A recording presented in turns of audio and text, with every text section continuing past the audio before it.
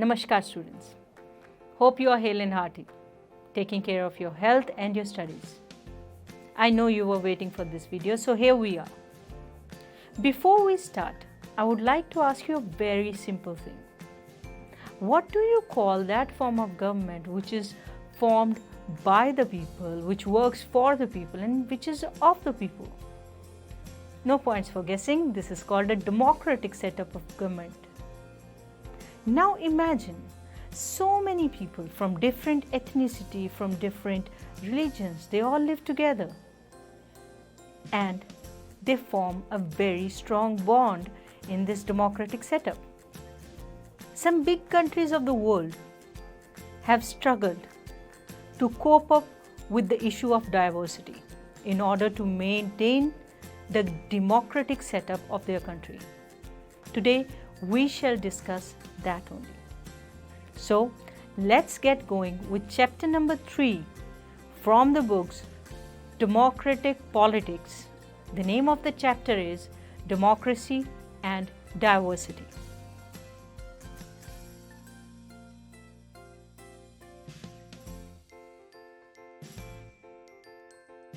In the last chapter, we saw how power can be distributed to accommodate linguistic and regional diversities. But language and region are not the only features that give a distinct identity to people.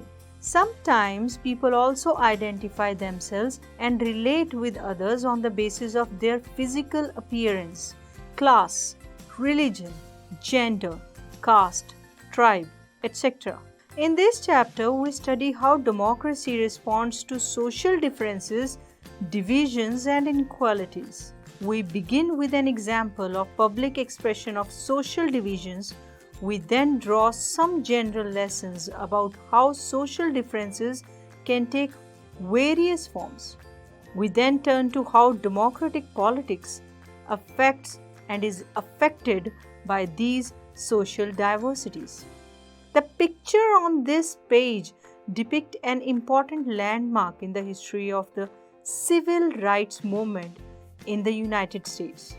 These represent the medal ceremony of the 200 meters race in 1968 Olympics held in Mexico City. The two men standing with clenched fists upraised and heads bowed while the American national anthem was played are the US athletes Tommie Smith and John Carlos. They are African Americans. They had won the gold and the bronze medals, respectively. They received their medals wearing black socks and no shoes to represent black poverty. With this gesture, they tried to draw international attention to the racial discrimination in the United States. The black gloved and raised clenched fists were meant to symbolize black power. The silver medalist, white Australian athlete Peter Norman, wore a human rights badge on his shirt during the ceremony to show his support to the two Americans. Do you think that Carlos and Smith should have raised an internal matter of American society in an international forum? Would you say that what they did was political? Why do you think Peter Norman, who was neither black nor American, joined in the gesture of the protest? If you were in Norman's place, what would you have done? The International Olympic Association held Carlos and Smith guilty of violating the Olympic spirits by making a political statement. Their medals were taken back. Back home, they were subjected to a lot of criticism. Norman too suffered for his action and was not included in the Australian team for the next Olympics. But their action succeeded in gaining international attention for the civil rights movement in the US. Recently, the San Jose State University, of which they were former students, honored them and installed their statue in the university campus. When Norman died in 2006, Smith and Carlos were pallbearers at his funeral. Civil rights movement in USA 1954 to 1968 refers to a set of events and reform movement aimed at abolishing legal racial discrimination against African Americans, led by Martin Luther King Jr. This movement practiced non-violent methods of civil disobedience against racially discriminatory laws and practices. African Americans, Afro Americans, Black Americans, or blacks are the terms used to refer mainly to the descendants of Africans who were brought into America as slaves between 17th century and early 19th century. The Black Power movement emerged in 1966 and lasted till 1975, which was a more militant anti-racist movement, advocating even violence if necessary to end racism in US. Now, some Dalit groups decided to participate in the UN Conference Against the Racism in Durban in 2001, demanding the inclusion of caste in the agenda of this conference. Here are the three reactions to this movement. First is Amandeep Kaur, a government official. As per her, Constitution declares caste discrimination to be illegal. If some caste discrimination continues, it is an internal matter. She is opposed to this being raised on an international platform. Next is Oinam. Oinam is a sociologist. She is opposed to this because caste and race are not similar divisions. Caste is a social division while race is a biological one. Raising caste in this conference on racism would mean equating the two. To their reply, Ashok, a Dalit activist, says that the argument about internal matter is a way of preventing open discussion of oppression and discrimination. Race is not purely biological. It is as much a legal and sociological category as caste. Caste discrimination must be raised in this conference. So, which of the three opinions do you agree with the most and why? So, the athletes in the example above were responding to the social divisions and social inequalities. But does that happen only in societies which have racial divisions? In the previous two chapters, we have already noted some other forms of social divisions. The examples of Belgium and Sri Lanka show both regional and social divisions. In the case of Belgium, we noted that people who live in different regions speak different languages. In Sri Lanka, we noted linguistics as well as religious differences. Thus, social diversity can take different forms in different ways. Now, let's talk about the origin of social differences. So, these social differences are mostly based on accident of birth. Normally, we don't choose to belong to our community. We belong to it simply because we were born into it. We all experience social differences because on accident of birth in our everyday life. People around us are male or female. They are tall or short, have different kinds of complexions or have different physical abilities or disabilities. But all kinds of social differences are not based on accident of birth. Some of the differences are based on our choice. For example, some people are atheists. They don't believe in God or any religion. Some people choose to follow a religion other than the one in which they were born. Most of us choose what to study, which occupation to take up, and which game or cultural activity to take part in. All these lead to formation of social groups that are based on our choices. Every social difference does not lead to social division. Social differences divide similar people from one another, but they also unite very different people. People belonging to different social groups share differences and similarities cutting across the boundaries of their groups. In the instance above, Carlos and Smith were similar in one way. Both were African Americans and thus different from Norman, who was white. But they were also all similar in other ways. They were all athletes who stood up against racial discrimination. It is fairly common for people belonging to the same religion to feel that they do not belong to the same community because their caste or sect is different. It is also possible for people from different religions to have the same caste and feel close to each other. Rich and poor person from same family often do not keep close relation with each other, for they feel they are very different. Thus, we all have more than one identity and can belong to more than one social group. We have different identities in different contexts. So, in your books, you can see a cartoon. A cartoon like this can be read by different people to mean different things. What does this cartoon mean to you? How do your fellow students read this? Quite clearly, you can see a difference of opinion in the answers given by your fellows. Overlapping and cross-cutting differences. Social division takes place when some social differences overlap with other differences. The difference between the blacks and whites become a social division in the US because the blacks tend to be poor, homeless and discriminated against. In our country, Dalits tend to be poor and landless. Many deliberate efforts are being done by the government to curb this social division. Special provisions in policy making are kept to uplift them. Strict punishment is given to people practicing this discrimination. Yet, at the community level, in the rural areas, they often face discrimination and injustice. Situations of this kind produce social divisions. When one kind of social difference becomes more important than the other, and people start feeling that they belong to different communities. Social divisions can divide a society into two parts, and this can act as a threat, and we should not let it happen. If we see that any kind of discrimination occurs around us, we must raise our voice, because no country can develop until they are one.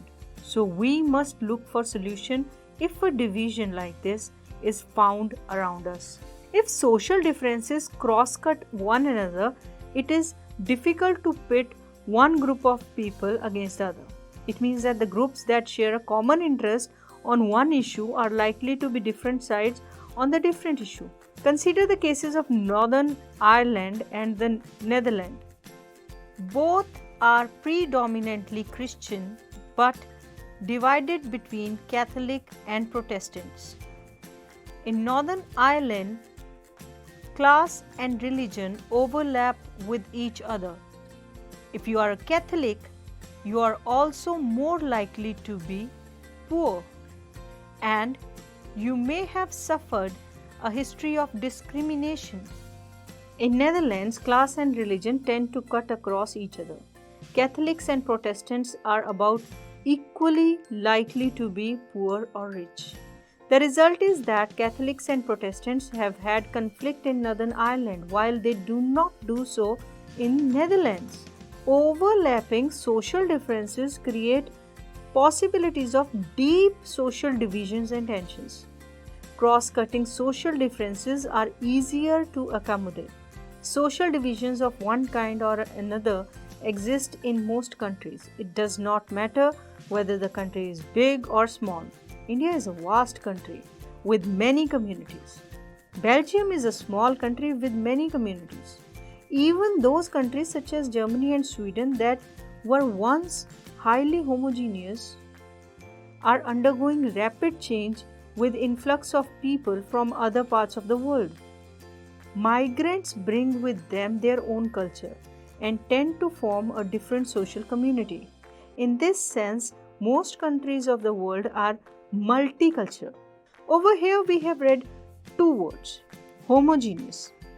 Homogeneous is a society that has similar kinds of people, especially where there are no significant ethnic differences. And then we have migrant. Anybody who shifts from one region or country to another region within a country or to another country, usually for work or other economic opportunities. From here we talk about politics of social division.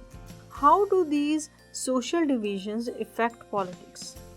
What does politics do to these social divisions? At first sight, it would appear that the combination of politics and social division is very dangerous and explosive. Democracy involves competition among various political parties. Their competition tends to divide any society. If they start competing in terms of some existing social divisions. It can make social divisions into political divisions and lead to conflict, violence, or even disintegration of the country. This has happened in many countries. Range of outcomes. Take the case of Northern Ireland that we referred to above. The region of the United Kingdom has been for many years the site of a violent and a bitter ethno-political conflict. Its population is divided into two major sects of Christianity. 53% are Protestants and 44% are Roman Catholics. The Catholics were represented by national parties who demanded that Northern Ireland be unified with the Republic of Ireland, a predominantly Catholic country. The Protestants were represented by the Unionists who wanted to remain with the UK, which is predominantly Protestant. Hundreds of civilians, militants, and security forces were killed in the fight between Unionists and Nationalists and between the security forces of UK and the Nationalists. It was only in 1998 that the UK government and the Nationalists reached a peace treaty, after which the latter suspended their armed struggle. In Yugoslavia, the story did not have a happy ending. Political competition along religious and ethnic lines led to the disintegration of Yugoslavia into 6 independent countries. At the same time, every expression of social division in politics does not lead to such disasters. We have already seen the social divisions of one kind or another exist in most countries of the world. Social divisions affect voting in most countries. People from one community tend to prefer some party more than others. In many countries, there are parties that focus only on one community, yet all this does not lead to disintegration of the country. So there are 3 factors which are crucial in deciding the outcome of politics of social divisions.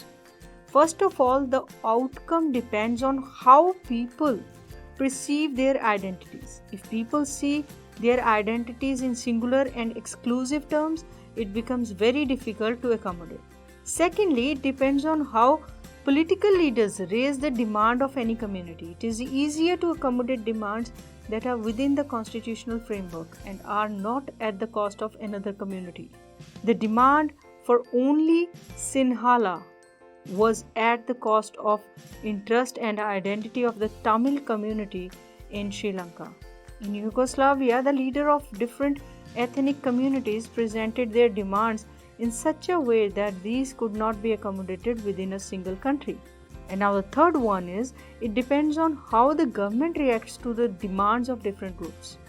As we saw in the examples of Belgium and Sri Lanka, if the rulers are willing to share power and accommodate the reasonable demands of minority community, social divisions become less threatening for the country. But if they try to suppress such a demand in the name of national unity, the end result is often quite the opposite. Such attempts at forced integration often sow the seeds of disintegration. On page number 33 of your books, The Hidden Apadhi, the poem which is given out here, it clearly asks a very serious question by Daya Pawar. One day someone dug up a 20th century city and ends up in this observation. Here's an interesting inscription. This water tap is open to all castes and religions. What could it have meant? That this society was divided? That some were high while others were low? Well, all right. Then this city deserved burying. Why did they call it the Machine Age? Seems like the Stone Age in the 20th century. So, in these lines, Daya Pawar clearly says how inhumane it is on the part of a literate society to follow something which divides the entire society in the name of religion or sect or caste. Moving further, Vaman Nimbalkar and his poem Mother, Dark, Dark, Slender Body. This was my mother, drudged in the woods for sticks from morning on. All we brothers sitting, waiting, watching for her.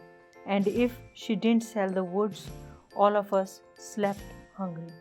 Vaman clearly shows the struggle their mother had to go through to sell those sticks, failing which they had to sleep with an empty stomach. These are serious concerns. So let's try to analyze what we have learned from today's session.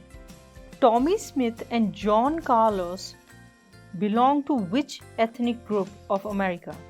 Very right, they belong to the African American group of America.